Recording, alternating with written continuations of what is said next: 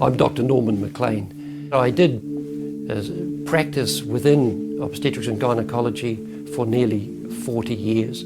I've done in the area of maybe 8,000 births. That would include maybe 2,000 caesarean sections.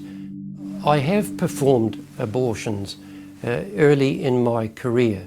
Over that time I would have certainly done between 100 and 200 terminations of pregnancy. So I know about the technique.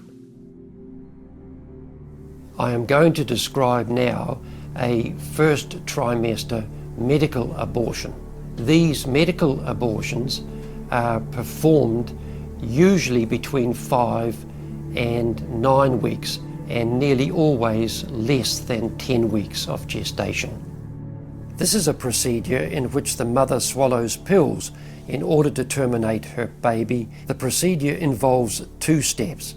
The first step, at the abortion clinic or doctor's office, the woman takes pills which contain mifepristone, also called RU486.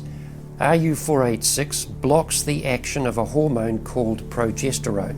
Progesterone is a naturally occurring hormone produced in the mother's body to stabilize the lining of the uterus. When RU486 blocks progesterone, the lining of the mother's uterus breaks down, cutting off blood and nourishment to the baby, who then dies inside the mother's womb. It is important to know that even after it has been taken, it is possible to reverse the effects of RU486 and save the baby if progesterone is administered soon after the drug is taken. Step 2. 1 to 2 days after the RU486, the woman takes another drug, misoprostol, also called Cytotec, and this drug is taken either orally by mouth or vaginally.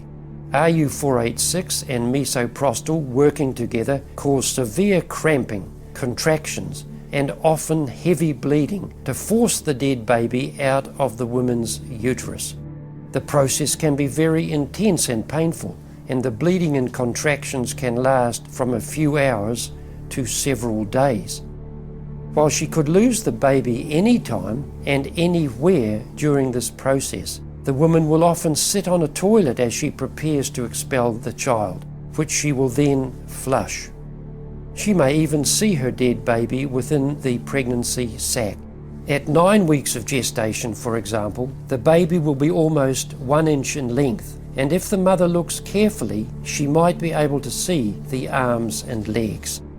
After the mother has disposed of her baby, bleeding may well continue to occur. This can last between 1 and 2 weeks and occasionally last more than 30 days. This bleeding can require the mother to be hospitalized if it continues to be heavy and troublesome. This failure rate increases as the pregnancy gestation increases.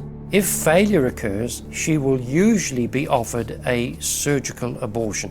For the mother, medical abortion often causes abdominal pain, nausea, vomiting, diarrhea, headache, and heavy bleeding. Very rarely, maternal deaths have occurred, most frequently due to infection and undiagnosed ectopic pregnancy. I stopped doing abortions because I realized this is not right. This is not what I should be doing. This is not the medicine, the life-giving, healing medicine that I wanted to practice. And from that day, I stopped.